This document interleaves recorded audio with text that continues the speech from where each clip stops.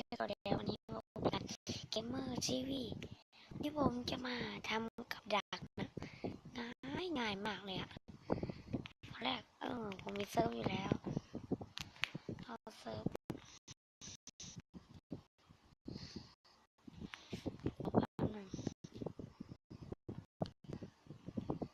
แหลกยังไงก็ขอไปด้วยไม่แบบโรซี่อันนี้อย่าไปสนใจมันผมทำไม่ดีแล้วเมื่อกี้ผมทำตรงไหนอะแหลกมาก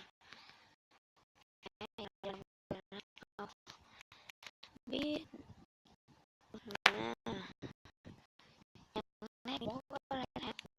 ก็เป็นประตูเลยแหละของประตูไม้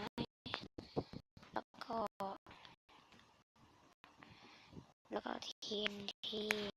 แป้นเหยียบก็ใส่ตัวนี้สมมติว่าเป็นบ้านนะกับหลังง่ายเอามึงเป็นเหี้ยอะไรไอ้สัตว์วางประตูแล้วมึงก็ขุดลงไปนี่สมมติว่าเป็นบ้านนะขุดลงไปลึกเท่าไหร่ก็ได้แต่จะขุดเป็นผมขุดเลยเซิร์ฟเพราะว่าอยู่กึ่งกลางนะผมผิดจะ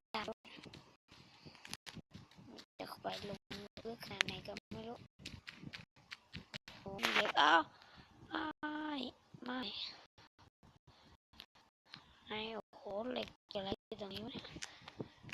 ไม่เลยแค่นี้ให้มันระเบิดตรงนี้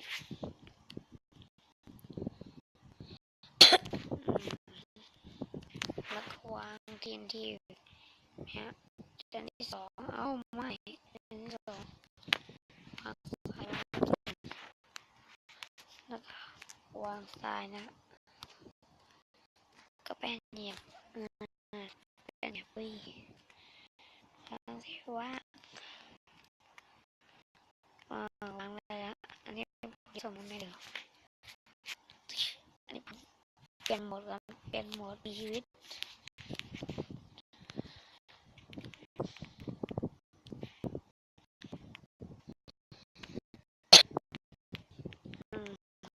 สมมติเอาแบบไม่คุณไปทำตัวใช่ไหมมีอะไรตกลงไปตายทีดีก็ระเบิด3 ตุ้มผมก็ตายเลยก็ผมก็มีเพียงแค่นี้ผมก็ขอจบเพียงนี้แล้วอย่าลืมกดไลค์ติดตามกดทุกอย่างนะที่กดได้สวัสดีครับ